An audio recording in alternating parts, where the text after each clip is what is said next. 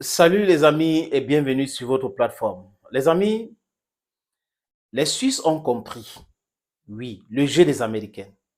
Les Suisses refusent de donner les armes en Ukraine. Et ils disent clairement qu'ils sont un pays neutre et connaissent les effets de la guerre. La France les a malmenés à maintes reprises, les amis.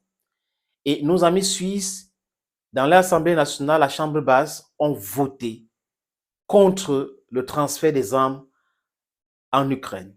Oui, c'est l'information. Mais vous n'allez pas voir les médias mainstream, mensonges, porter cette information. Ils vont tout faire pour cacher cette information, alors que c'est une information qui circule.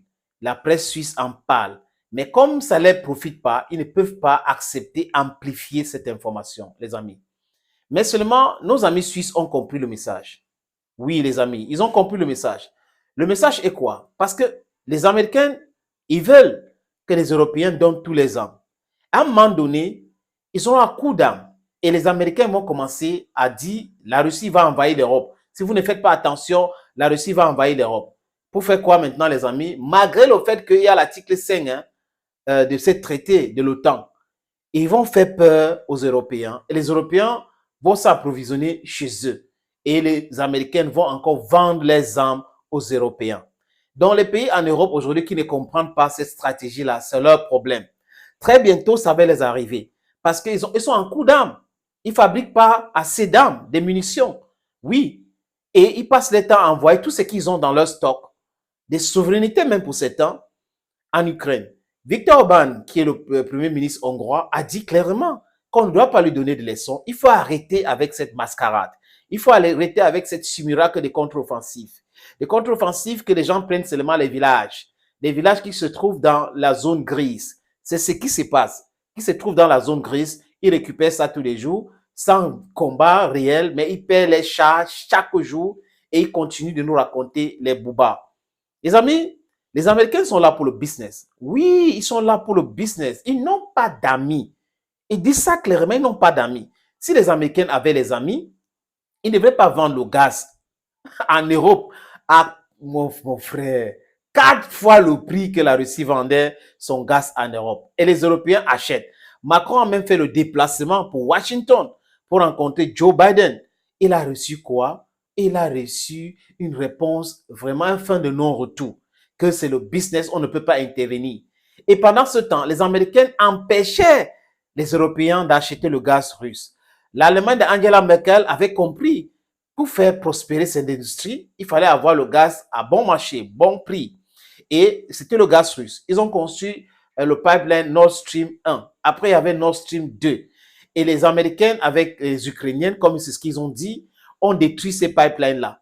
On ne sanctionne personne et on parle des eaux internationaux. Donc, ça veut dire aujourd'hui, les amis, que n'importe qui peut se lever et détruire un business, les fibres optiques et autres, et on ne va pas les punir, juste parce qu'on est en train de supporter X, Y.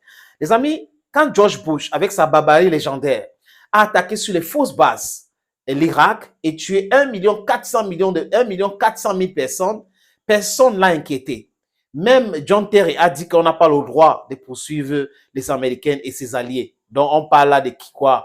On parle là de tous les pays qui ont fait la guerre avec eux, tous les pays qui les soutiennent. Oui, que la Cour pénale internationale, ce que j'appelle la comédie pénale internationale, n'a pas le droit de poursuivre les Américains. Oui, il a dit clairement.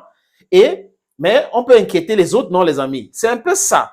Donc, les Européens doivent comprendre clairement cette tactique américaine qui veut qu'ils donnent plus des armes. Et la Russie est en train de taper sur les armes là. La Russie tape tous les jours, la Russie détruit tous les jours. Et ils continuent d'envoyer les armes. Ils ne fabriquent pas assez. C'est un pays qui ne fabrique même pas les armes, qui achètent les armes, envoient les armes qu'ils ont. Et la Russie est en train de taper dessus. Et ils vont rester sans ces armes-là en pensant que les Américains vont les protéger, comme l'a dit tantôt les amis. Mais par contre, qu'est-ce qui va se passer? Ça va se passer que les Américains vont les mettre la pression pour qu'ils achètent les armes américaines pour leur propre protection. Parce que s'il y a une guerre entre la Russie et l'OTAN, ce n'est pas que les armes américaines qu'on va utiliser, les armes des autres pays. Et les autres pays ne comprennent pas cela et ils envoient les armes en Ukraine tous les jours et une guerre sans fin qui n'a pas de résultat et ils continuent de penser qu'ils peuvent gagner la guerre. Certains pays sont en train de comprendre aujourd'hui qu'ils sont dans le non-sens et il faut arrêter avec cette mascarade-là. Regardez la France, regardez la situation qui se passe dans beaucoup de pays. Le roi des Pays-Bas même vient de demander pardon au peuple africain pour l'esclavage à l'époque coloniale. On attend encore le pardon de beaucoup d'autres pays. Les amis, mais ce n'est pas que ça que nous attendons. On attend aussi réparation. Donnez-nous l'argent que vous avez volé chez nous ici en Afrique. Thank you for watching this other video on this platform, ladies and gentlemen. God bless you. Bye-bye.